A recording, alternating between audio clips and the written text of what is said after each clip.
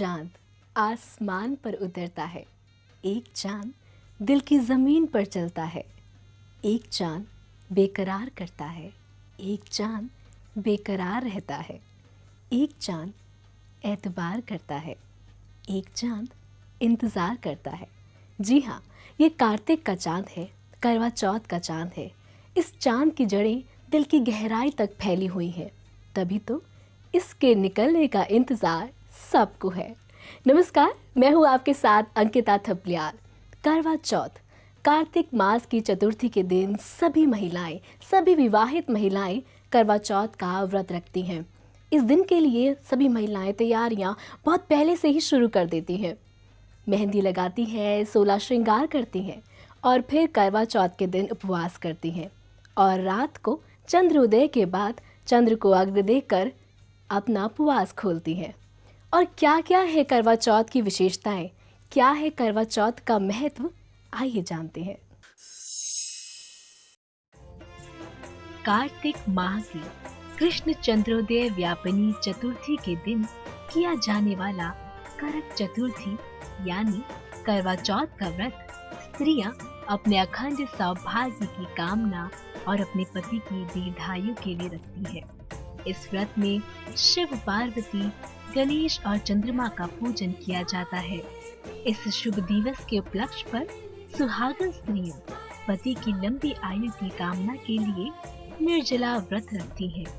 पति पत्नी के आत्मिक रिश्ते और अटूट बंधन का प्रतीक ये करवा चौथ या करक चतुर्थी व्रत संबंधों में नई ताजगी एवं मिठास लाता है।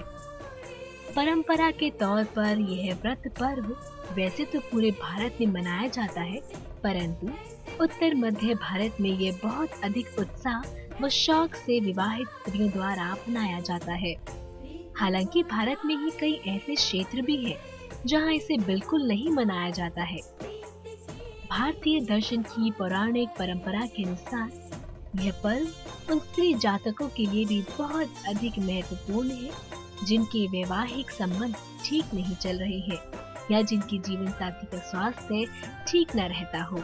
यदि ऐसी स्त्रियां इस पर्व पर विधि विधान से उपवास करके पूजा अर्चना व कामना करती हैं, तो पति पत्नी के संबंधों में निश्चित रूप से मधुरता बढ़ेगी, आपसी सामंजस्य बढ़ेगा तथा उनके वैवाहिक जीवन से कष्ट दूर हो जाएगा और खुशहाली आएगी।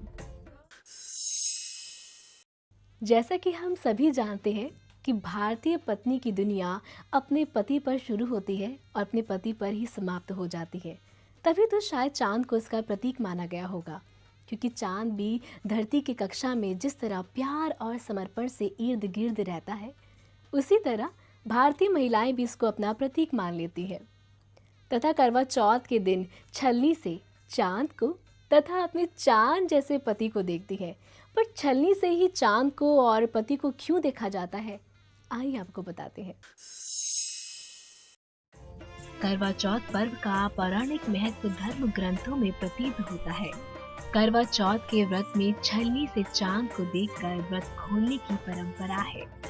कुछ स्थानों पर इसे चलनी भी कहा जाता है। अमीर हो या गरीब, सभी वर्ग की महिलाएं इस अवसर पर नई छलनी खरीदती हैं।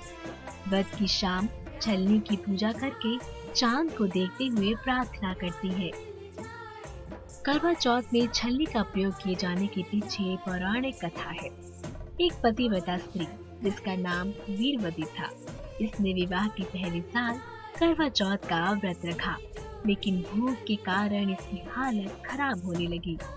भाइयों से बहन की स्थिति देखी नहीं जा रही थी, इसीलिए चांद निकलने से पहले ही एक पेड़ की ओट में छलनी के पीछे दिया रखकर बहन से कहने लगी कि देखो चांद निकल आया है। बहन ने झूठा चांद देखकर व्रत खोल लिया। इससे वीरवती के पति की मृत्यु हो गई।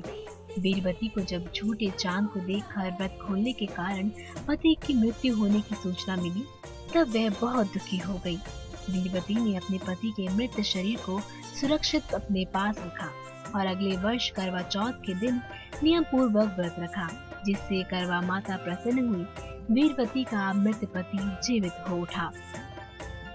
सुहागन स्त्रियां इस घटना को हमेशा याद रखें। कोई छल से कोई उनका व्रत ना तोड़ दे।